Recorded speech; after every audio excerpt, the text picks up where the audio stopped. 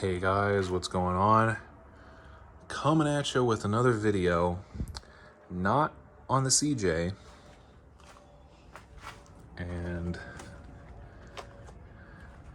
not on the JL up there, but on another 6.0 pickup truck that I bought.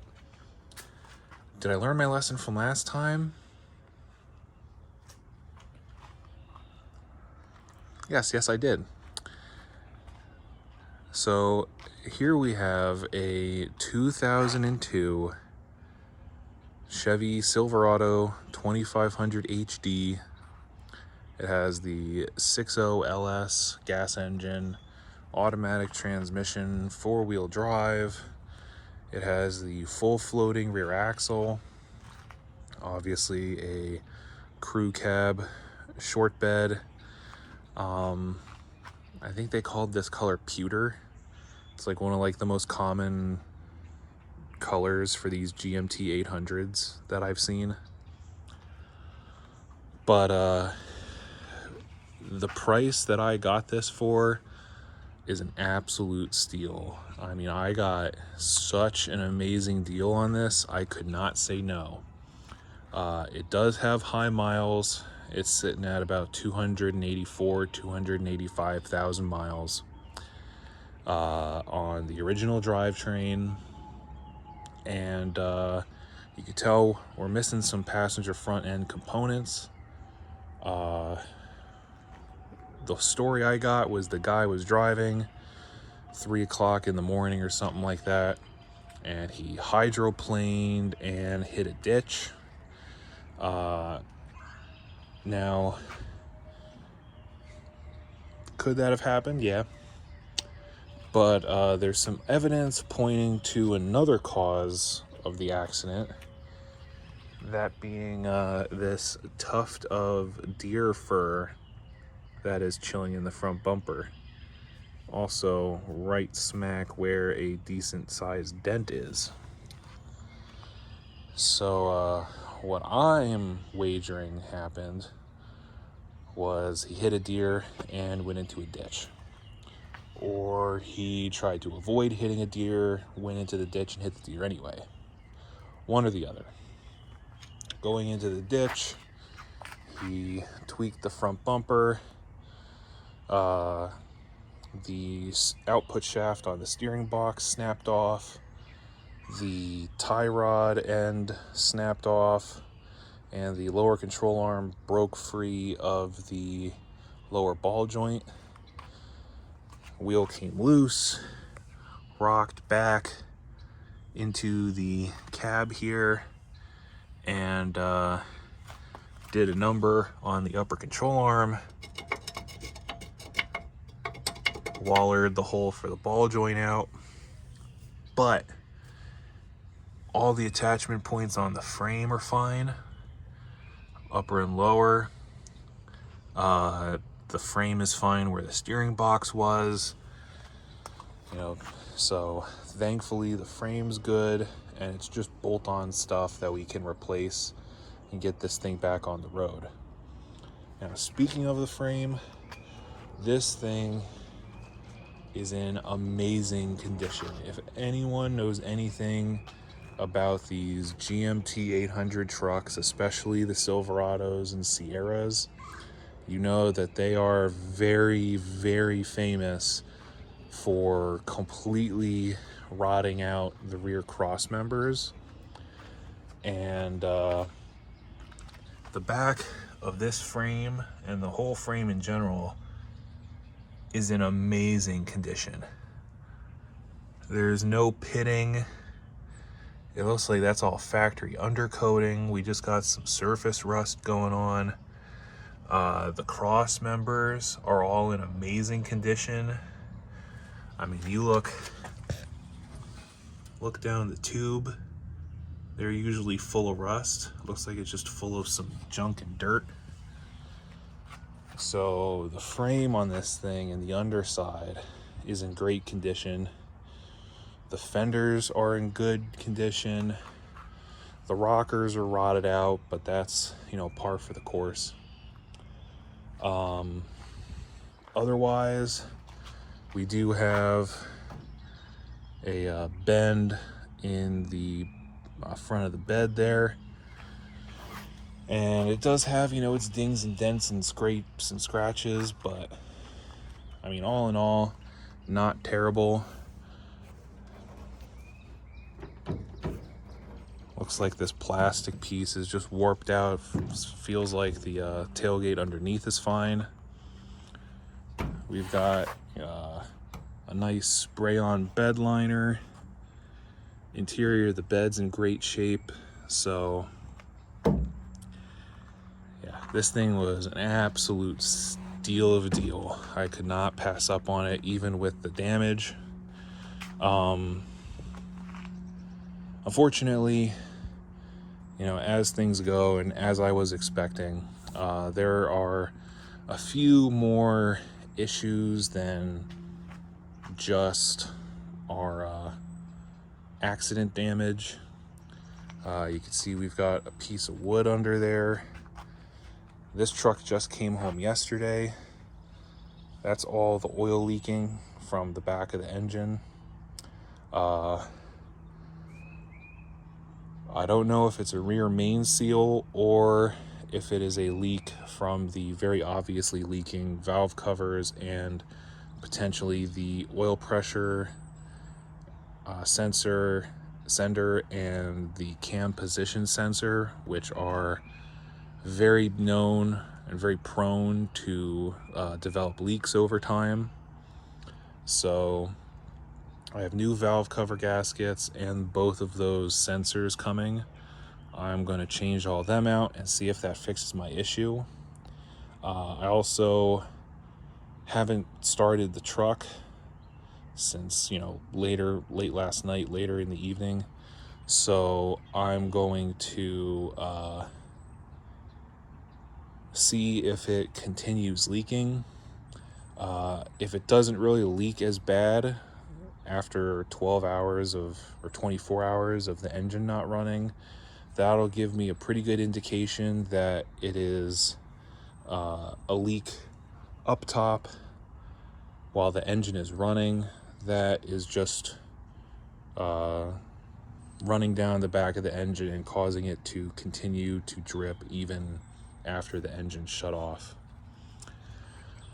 But getting a look at the rest of the body, we've got some light mods up front. We've got a whole bunch of little bulb LED lights in the front valance. It's got what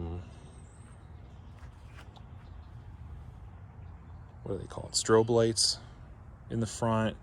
It's got this light bar that's just screwed into the plastic. Aftermarket lights. This light broke from the hit. This light is missing the bulbs. I'm not sure why. This light has the bulbs and everything, but they're aftermarket, so I need to replace them because of that broken one anyway. So I'm just gonna go with the stock set. My buddy has another bumper for me that'll fit this truck, so that's good. The grill I'll pull off and just hit it with some spray paint or something, kind of get it looking a little bit better than the faded gray. Coming over here, we got dings, dents. There's a couple dings in the hood. That passenger side mirror I did have to replace. That's the one that was on it when I got it. These are all the running board brackets that were on here when I bought the truck. There was no running boards, and with how high this truck is sitting now, and even with how high it's going to sit once I change the tires, go back to the stock tire size, because he's got some pretty wide tires on here, and we've got a pretty good slice going on the bumper, and I'm sure full turn this thing rubs, and It's on the stock suspension. I'm not putting a lift kit on it. And I have no real use for a truck with this oversized tire. I mean, it's a 315/75/16. I think the stock tire size is 245/75. Yeah, 245/75. So yeah, they're big. I learned my lesson on a blue GMC that I had. You do not put big tires on it without re-gearing your transfer case. Otherwise, you are going to have transmission problems, and I'm not trying to relive that. So as soon as I have everything else sorted and test drive it and make sure nothing else major is going on, those tires are going to be changed. And unfortunately, with that rim being dented, I am going to have to find at least one more rim. I may try and find a whole set, because it looks like these might have been plasti dipped at one point. So yeah, but we've got new running boards on here. They're off Amazon. You know, they're not the best. They're okay. They weren't, super expensive. And they were right under $200. But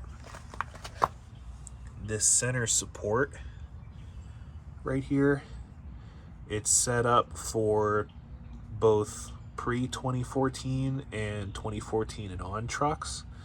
And so you could see there's that tab in the middle. It's 2 pieces. Well, it blocks the body mount bolt, so you can only tighten it with an open-end wrench. Not a huge fan, but they're here, they're on, and we'll just see how long they last and change them out with something else. Coming around to the back again, got some dents, but no rot. Okay, maybe some rot. I'm just gonna pretend we didn't look there. But that's fine. Again, par for the course, doesn't matter. Back bumpers in decent condition. We got a trailer hitch going on. These are the reverse lights. Don't ask me why. They're gonna come off. Tail lights. We got some aftermarket LEDs that don't work with the park lights or the turn signal flashers. Oh, look. Faulkner, Westchester, PA. But yeah, so tail lights are coming out. They're going to get replaced with stock units. Only other thing back here is the surround for the tailgate handles missing. That's not a big deal. Coming around to the inside, this is a LS trim. It's got a nice blue interior in it, which I kind of like. Normally you see these with the gray interiors or the tan, so it's kind of cool to have a blue interior. Cloth seats, has the middle bench seat, which I actually prefer, just because of how big I am.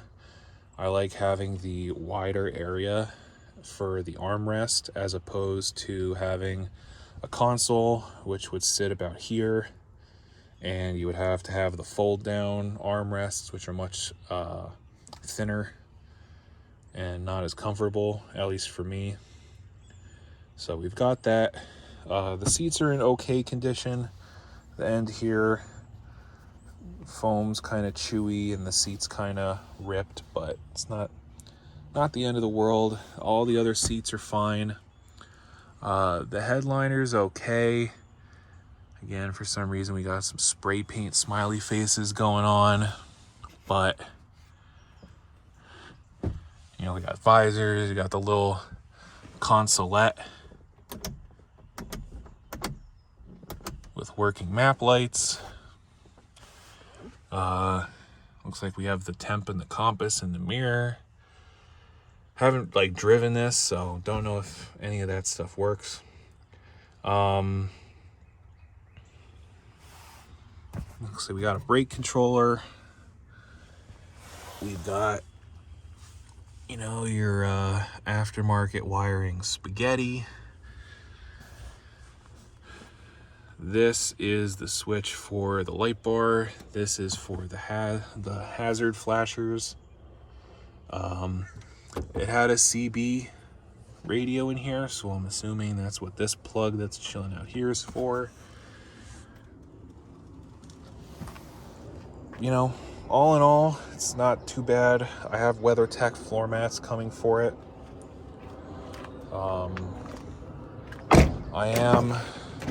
This is gonna be my work rig, so I don't have to drive the Jeep and cram into there.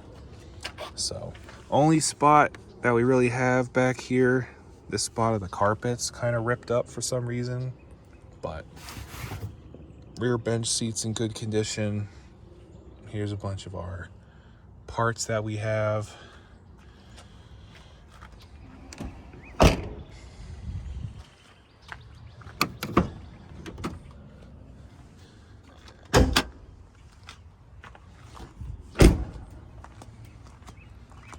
I'll show you the other side before we go under the hood.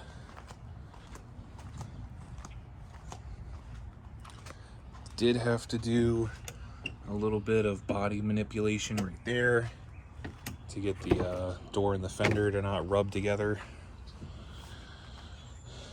You know, good over here. The power seat slider works forward and backwards. The dashboard's not terrible. You know, they're very prone to have the paint come off. All dashboards on these started out black, and then they painted them from the factory, and the paint wears off over time. This has a lot of the paint still intact, so that's kind of cool. We have the interior tint strip. My blue GMC had that, and it was quite a pain while driving because of how tall I am and my seating position. My eyes were like right at the split, so wound up taking that off. Have to see how it is. I haven't even sat in the driver's seat yet. Yeah, I mean, the dome light works, the doors work with the lights. All 4 lights have bulbs that work. Some of them don't have lenses, but yeah, again, really clean truck, really nice truck. Definitely a great purchase for what I paid for it. It has dual exhaust on it with some, it looks like Flowmaster Super 10 mufflers. Very loud, very obnoxious.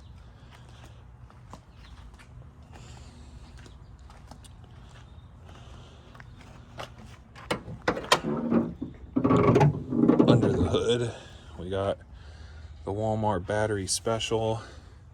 We got a ripped intake boot that they just replaced with some duct tape, so that definitely is not causing a air leak. So that's not gonna stay. I have a whole new intake coming for it. That'll have a box here, so it'll actually be a cold air intake and not just a mud and hot air intake. But grills seen better days. Definitely not in the best shape. Debating whether I'm gonna keep it or replace it. I'll have to see how much a new grill is, I'm definitely going to take the strobe lights out in the front. I may leave the ones in the back just because they're a bit more inconspicuous. But yeah, I mean, it's pretty decent under here. The engine runs fine, doesn't make any noises, but I mean, you could see just the level of grunge. I mean, I think everything on this engine seeps oil one way or another, but it's definitely has a valve cover leak. Again, I gotta get back there and see about those sensors. I'm sure they're leaking. Unfortunately, our hydro boost is wet, so it's probably gonna need a hydro boost unit. Also not cheap. And you know, we got stuff to just address, you know, like why is our ECM deal, whatever this thing is, why is it just hanging out here? So yeah, that's the fun stuff that, you know, you just have to go through when you're working with a someone else's vehicle. This looks like the wiring for the fog light, not the fog light, the light bar. So, but it's enough rambling. So gotta get in there, get the steering box out, have to get the center steering out, and then have to change a bunch of the parts out over here, and we should have a pretty sweet work truck on our hands. So with that, guys, thanks for tuning in. I will definitely bring you guys back once this thing is back together, show you the finished product. But until then, I will catch you guys later.